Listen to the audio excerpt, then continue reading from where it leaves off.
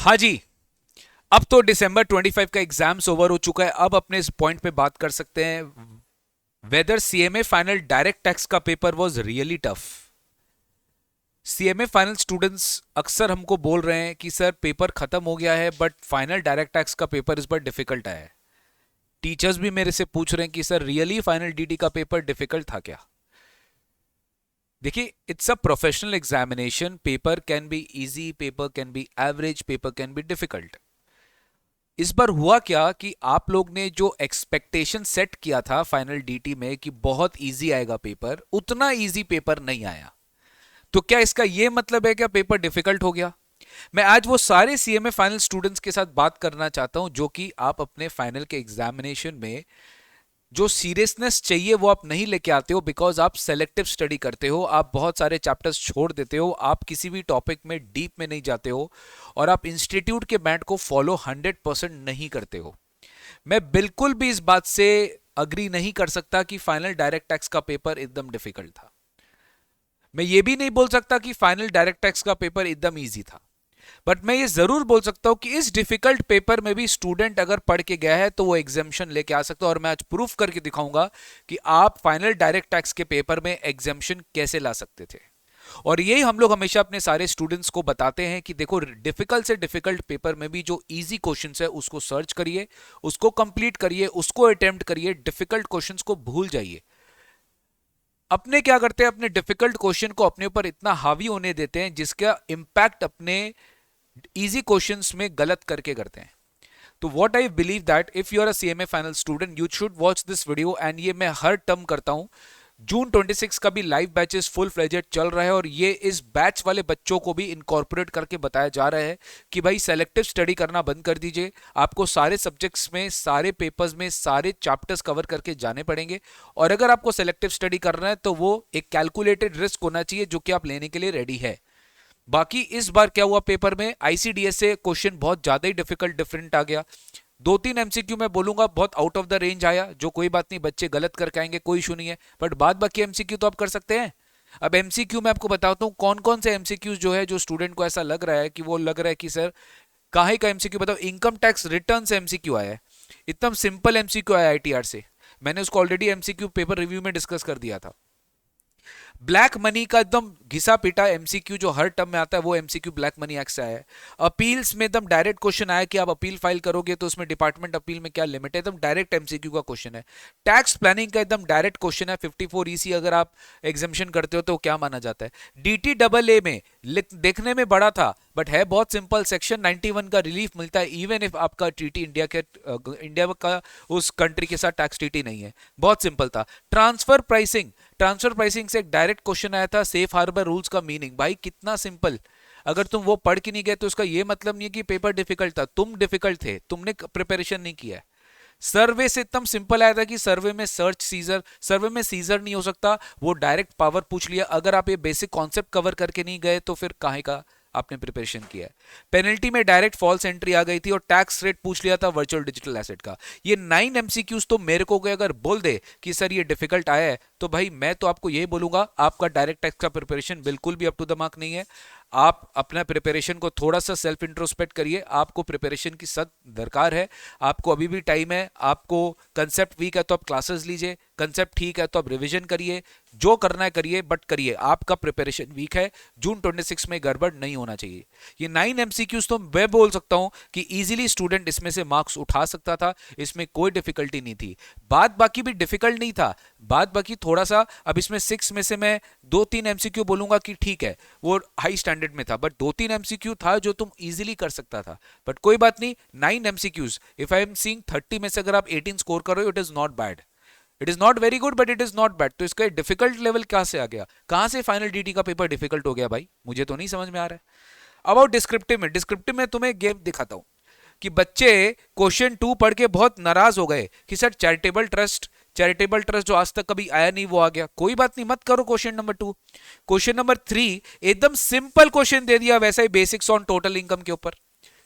तुमको total income का basic आ गया कि तुमको ये पूछा गया था कि बताओ टोटल इनकम कैसे निकालना है। देखो 3A एकदम इजी आ गया। श्रीधर रेसिडेंट इंडिविजुअल है, पीजीबीपी दे दिया, लॉन्ग टर्म कैप गेन दे दिया, एलआईसी प्रीमियम दे दिया, डोनेशन वाला दे दिया, तो 80C हो गया, 80G हो गया, लॉन्ग टर्म कैप गेन हो गया। ठीक है, तुमको टैक्स लाइबिलिटी पूछा है दोनों रेजिम में। अब तुमको अगर डिफॉल्ट टैक्स रेजिम के बारे में आइडिया नहीं है तो पेपर तो डिफिकल्ट हो गई। तुम फाइनल डीटी का पेपर दे रहे हो, तुमको डिफॉल्ट टैक्स रेजिम नहीं पता, इसमें तुमको कैसे डिफॉल्ट, तुमको LIC इंश्योरेंस प्रीमियम 80G का डिडक्शन एक में देना है, एक में नहीं देना है, अकॉर्डिंगली तुम टोटल इनकम निकालोगे, टैक्स रेट्स दोनों के हिसाब से निकालोगे, आंसर आ गया। अब ये पेपर डिफिकल्ट हो गया।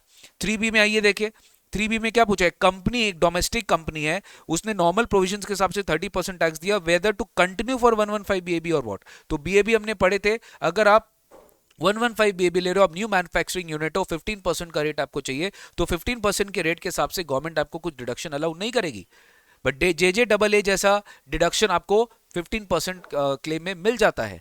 तो आपको ये पता होना चाहिए था, और मैंने आपको बहुत चिक चिक के समझाया था, और MCQs और पहले बहुत बार बता दिया था कि ये इंपॉर्टेंट सेक्शन है, यहाँ से हमेशा एग्जाम में क्वेश्चन आते हैं, तो एकदम एग्जाम में वैसा ही क्वेश्चन आया। तो ये बिल्कुल एकदम सिंपल क्वेश्चन था। तो ये मैं नहीं बोल सकता कि पेपर एकदम डिफिकल्ट था सर, हाँ पेपर थोड़ा सा पिछले बार से लेवल अच्छा किया है, बट डिफिकल्ट नहीं था। तो क्वेश्चन नंबर 3A 3B आप आसानी से कर सकते थे, एक क्वेश्चन हो गया आपका।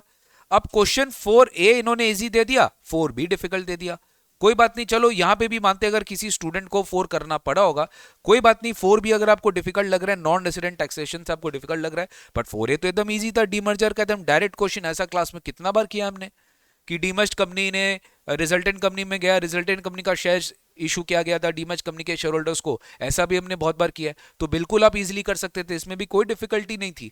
अगर आपका एक बार ऐसा क्वेश्चन किया हुआ है, आपने कभी ना कभी बिजनेस रिस्ट्रक्चर वाला चैप्टर किया, तो आप ये कर सकते थे। तो बिल्कुल भी डिफिकल्ट नहीं था, कोई बात नहीं, आप एक अटेम्प्ट नहीं किया, आपका 7 मार्क्स अटेम्प्ट नहीं हुआ, बाद बाकी तो अटेम्प्ट हुआ ही। तो 4A कोई बात नहीं, 5A भी ऐसा ही कुछ दिया इंस्टीट्यूट ने। 5A मैं बोलूंगा, देखिए 5A जो क्वेश्चन 5A आया था, 5A कहां से आया था, एकदम सिंपल, CIT अपील्स। आप CIT अपील में अपील फाइल किए, टाइम लिमिट क्या होगा, ऑर्डर का टाइम लिमिट क्या होगा, एकदम डायरेक्ट क्वेश्चन आया, कोई बात नहीं। 5B थोड़ा सा आउट ऑफ द बॉक्स आ गया, ICDS से क्वेश्चन आ गया, बिल्कुल हमने नहीं सोचा था, नहीं हुआ कोई बात नहीं, अरे एक ही तो बैठे हैं, तुम्हारा 14 नंबर, मोटा मोटा एक क्वेश्चन बराबर तुम्हारा मार्क्स नहीं हुआ है, कोई बात नहीं, बट बात बाकी तो तुम इतना इजीली कर सकते हो ना। Time limit appeal, legal remedy चल क्या रहा है, डिस्पोजल ऑफ अपील का टाइम लिमिट क्या है, प्री डिपॉजिट का अमाउंट बताइए, एकदम डायरेक्ट क्वेश्चन आया। आप जो इजी क्वेश्चन आ रहे हैं उसको तो आप छुपा ले रहे हो, और जो डिफिकल्ट क्वेश्चन आया उसको आप आगे रख रहे हो, तो चीटिंग कर रहे हैं आप। तो 4A 5A एकदम इजी था। अब आओ लास्ट का 7 और 8 में, भाई इधर आओ, तो 7 और 8 में आओ। चलो मैं मानता हूं 6 बहुत डिफिकल्ट था, चलो मैं अज्यूम कर लिया, ये एकदम sir exemption, credit, tax pairing आपको पढ़ाया गया था क्लास में, याद नहीं था, कोई बात नहीं, चलो मानता हूं। 6B DTAA में डायरेक्ट क्वेश्चन आया था, बट लास्ट में लोग कैप गेन के टैक्स रेट्स के लिए आपको एक्सचेंज रेट्स USD दे दिए, जो कि थोड़ा सा आउट ऑफ द बॉक्स आ गया, कोई बात नहीं, आपसे नहीं हुआ, आप 6 छोड़ दिए। 7 में आओ, 7 में क्या दिक्कत है बताओ, एकदम सिंपल ALP का क्वेश्चन है, इसमें कोई डिफिकल्टी नहीं है, कोई डिफिकल्टी नहीं थी, कुछ एडजस्टमेंट ही नहीं आया था ज्यादा। 7B में क्या दिक्कत है बताओ, 94B का डायरेक्ट क्वेश्चन आया था, आपको इंटरेस्ट ऑन लोन निकालना था, आपको एबिटा का 30% निकालना था, डिफरेंस को डिसअलाउ करना था, यही पूछा आपसे। लिमिटेशन का एप्लीकेबिलिटी बताइए, एनालाइज करिए इंटरेस्ट, तो टोटल इंटरेस्ट निकालना है, टोटल लोन निकालना है, टोटल डिसअलाउंस निकालना है, क्या डिफिकल्टी आ रही थी इसमें, मुझे तो नहीं लगता है। हाँ, कोई स्टूडेंट अगर पढ़ के नहीं जाएगा तो भैया उसके लिए तो पेपर डिफिकल्ट होगा। आप लोग क्या हल्के में ले लिए थे, आप लोग को लगा था कि DT है, इजी है, कुछ भी हो जाएगा, कोई बात नहीं, इंटर का टॉपिक करके जाओ हो जाएगा, set of carry forward clubbing जैसा टॉपिक कर लिया, TDS TCS कर लिया, हो गया। ऐसे नहीं होता है, final is a different ball game. 8A क्या प्रॉब्लम है बताओ, तो इसमें तो पूरा मैट का कंपटीशन आया था, आराम से बुक प्रॉफिट में आपको निकालना था, नेट प्रॉफिट और प्लस जो आपको एड बैक करना है, जो डिसअलाउ करना है। अब CSN और कुछ करना नहीं था, 37 में डिसअलाउ होता है ये, तो आपको तो मैट कंप्यूटेशन पूछा, क्या पूछा, बुक प्रॉफिट पूछा था, बस खाली बुक प्रॉफिट को पूछा था कि क्या ऐड करना है, क्या लेस करना है, प्रोविजन को ऐड करना चाहिए था, डेप्रीशिएशन ऐड करते बट रिवैल्यूएशन छोड़ के बाकी लेस करते, loss on sale of fixed asset का कुछ करते हैं, बिल्कुल कुछ नहीं करते sir, deferred tax liability add कर देते हैं, provision for GST 7 lakh remaining unpaid till the date बिल्कुल ऐड कर देंगे, जो कोई भी प्रोविजन है आपको ऐड करना पड़ेगा, क्या दिक्कत है इसमें। फिर PL में जो क्रेडिटेड है, आप जो आपके लिए आपको बुक प्रॉफिट में सिखाया गया था, बुक प्रॉफिट से लेस कर देंगे। 8B क्या था क्या, ये इंटरनेशनल ट्रांजैक्शन है कि नहीं है, SDT है कि नहीं है पूछा है, तो भाई इंटरनेशनल ट्रांजैक्शन से तो इस बार ये लोग बहुत अच्छा क्वेश्चन पूछा है। DTAA मैं बोलूंगा थोड़ा आउट ऑफ द बॉक्स था, टैक्स एग्जेंशन, टैक्स पेयरिंग, अगर फिर भी कोई स्टूडेंट अगर अपना इंस्टीट्यूट मैट करके गया था तो उनके लिए कोई डिफिकल्टी नहीं थी, मैंने आपको इंस्टीट्यूट मैट में सारा मेथड्स कराया था। ठीक है, मैंने तो अपने स्टूडेंट्स को कराया था, बाकी का मुझे पता नहीं, और मेरे स्टूडेंट्स भी अगर नहीं किए होंगे अच्छे से रिविजन तो I am very sorry for that, but guys it's high time that आप फाइनल डीटी को सीरियसली ले लीजिए। जून 26 वाले स्टूडेंट्स, अगर आप फाइनल डीटी प्रिपेयर कर रहे हो तो आपको एक अलग जोन में जाना होगा। It is not at all easy, it is not difficult, you have to be consistent in your preparation, you have to cover everything. तो मैट एकदम इजी आया था मेरे हिसाब से। इंटरनेशनल ट्रांजैक्शन जो लास्ट पार्ट आया था, वेदर इंटरनेशनल ट्रांजैक्शन है कि नहीं ये पूछा था।